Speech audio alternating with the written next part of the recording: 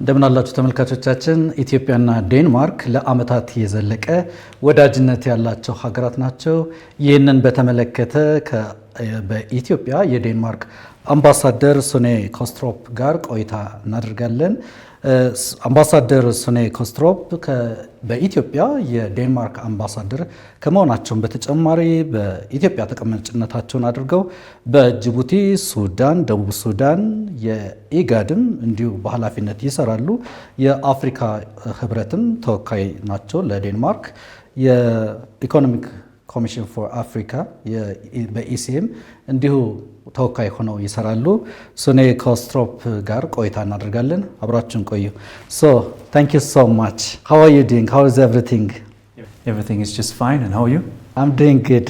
Thank you for the interview. Let's start with this thing.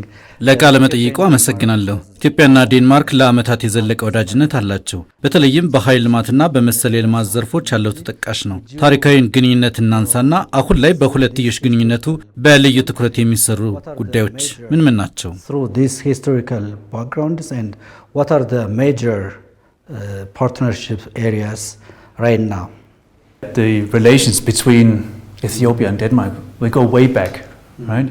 የኢትዮጵያና የዴንማርክ ወዳጅነት ከ1950ዎቹ ጀምሮ ሰፊ ትኩረት የተሰጠው መሆኑን ታሪክ ይነግረናል። በ1950ዎቹ ቀዳማዊ ኃይለ ሥላሴ ዴንማርክን ጎብኝተዋል። የዴንማርክ ንጉሳዊ ቤተሰብም በኢትዮጵያ ጉብኝት አድርጓል። ስለዚህ የዲፕሎማሲያዊ ግንኙነቱ ለረጅም ዓመታት የዘለቀ ነው። አሁን ላይም የሁለቱን ሀገራት የዲፕሎማሲ ግንኙነት በብዙ ዘርፎች ተጠናክሮ ቀጥሏል። የሁለትዮሽ ግንኙነታችን በእያንዳንዱ ቀን እያደገ ለመሆኑ ማሳያ ከሆኑት መካከል ለተለያዩ ወሳኝ የልማት ዘርፎች የሚውል የ240 ሚሊዮን የአሜሪካን ዶላር የድጋፍ ስምምነት ተፈራርመናል። ይህ የዴንማርክ ትልቅ የልማት ፕሮግራም ነው። ሌላው ደግሞ ኢትዮጵያና ዴንማርክ እንደ አየር ንብረት ለውጥ ባሉ አጀንዳዎች በዓለም አቀፍ መድረኮች ትብብር ያደርጋሉ። ኢትዮጵያ ከአየር ንብረት ለውጥ ጋር በተያያዘ በዓለም በአረንጓዴ ልማት ግንባር ቀደም ሆና እየመራች ነው። ስለዚህ ዴንማርክና ኢትዮጵያ በዓለም አቀፍ መድረኮችም በትብብር ይሰራሉ።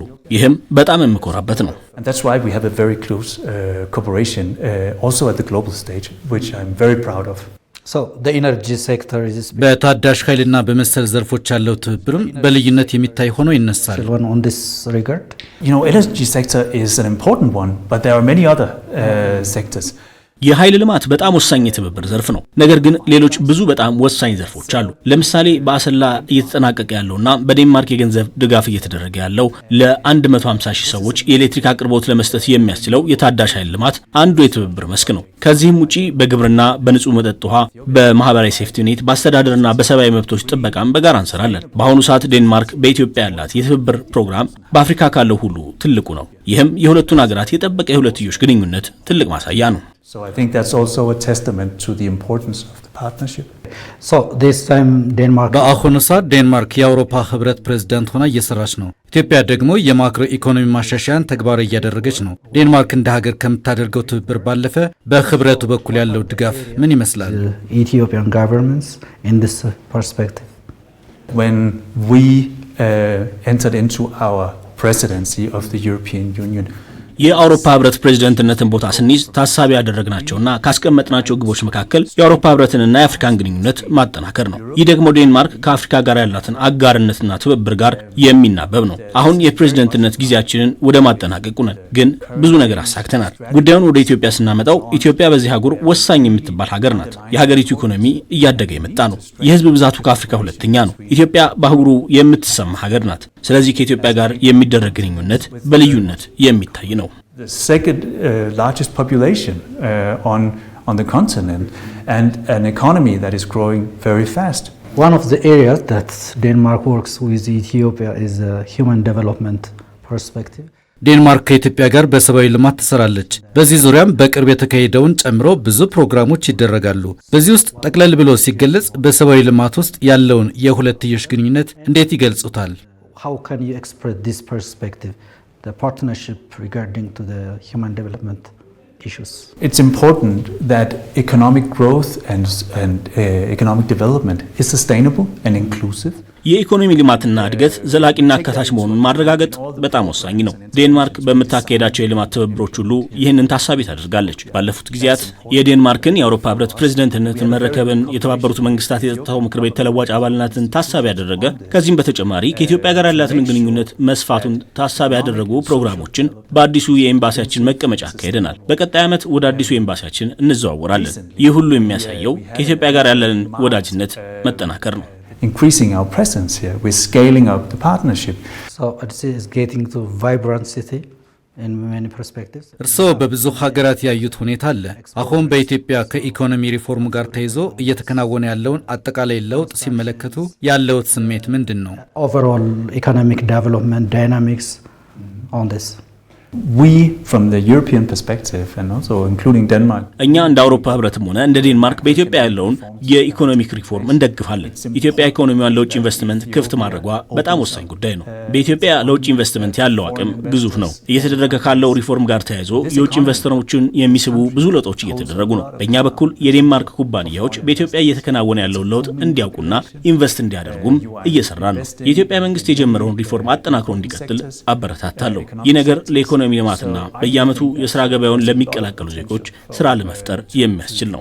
we need to create more jobs for the many young Ethiopians that are entering the labor market every year. Coming back to the historical sister ታሪካዊ ወደ ሆነው የኢትዮጵያና የዴንማርክ ሁለትዮሽ ግንኙነት እንመለስና በቀጣይ የሁለቱ ሀገራት ግንኙነትን ልዩ ትኩረቶች በተመለከተ በሀገረው በዴንማርክ በኩል እንዴት ይገለጻል? the areas that you want to boom as a country, your country.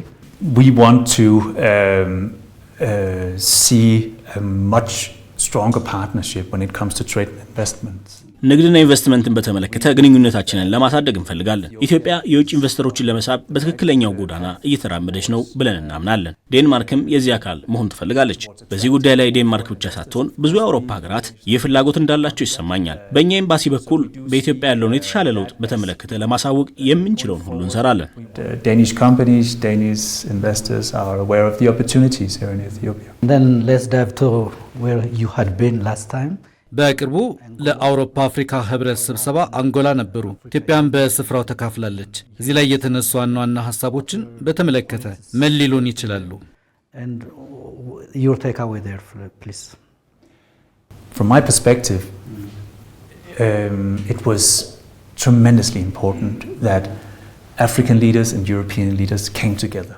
ጥሩ ስብሰባ ነበር። የአፍሪካና አውሮፓ ሀገራት በጋራ ተቀራርበው መስራት ወሳኝ ጉዳይ ነው። በአንጎላ የተመለከትኩት በአፍሪካና በአውሮፓ ሀገራት መሪዎች መካከል ያለው የመተዋወቅና አብሮ የመስራት ያለው ፍላጎት እያደገ ስለመምጣቱ ነው። በዚህ ረገድ ወሳኝ ስብሰባ ነው። በውይይቶቹ መነሻ በውሳኔዎች ላይ ተስማምተናል። ስምምነቶቹ የወደፊት ግንኙነቶቻችን የሚመሩባቸው ናቸው። በአጠቃላይ ጥሩ ውይይት አድርገናል። ኢትዮጵያ በመድረኩ ከፍተኛ የስራ ኃላፊዎች ተወክላ ተሳትፋለች። በዚህም ደስተኛ ነኝ። All in all, I think it was a very good meeting, a very successful outcome. And I was glad to see Ethiopia represented there at the highest level. It was really good to see. You are an ambassador here stationed in Addis Ababa, but you rounded. እርስዎ ተቀማጭነቶ በኢትዮጵያ ሆኖ እንደ ጅቡቲ፣ ደቡብ ሱዳን ባሉ ሀገራትና እንደ ኢሲኤ ባሉ ዓለም አቀፍ ተቋማትም ዴንማርክን ወክለው ይሰራሉ። እኔ መጠየቅ የምፈልገው ኢትዮጵያ በቀጠናው ልማትም ሆነ ሰላምና ጸጥታን በማስከበር ያላትን አስተዋጽኦ እንዴት ይገልጹታል? On this, would you tell us on that, please? The Horn of Africa is a region that can be unpredictable. በአፍሪካ ቀንድ ያለው ሁኔታ ተለዋዋጭ ነው። በከባቢው ያሉ ሀገራት ሰላም፣ ጸጥታና መረጋጋትን ለማምጣት ጥረት ያደርጋሉ።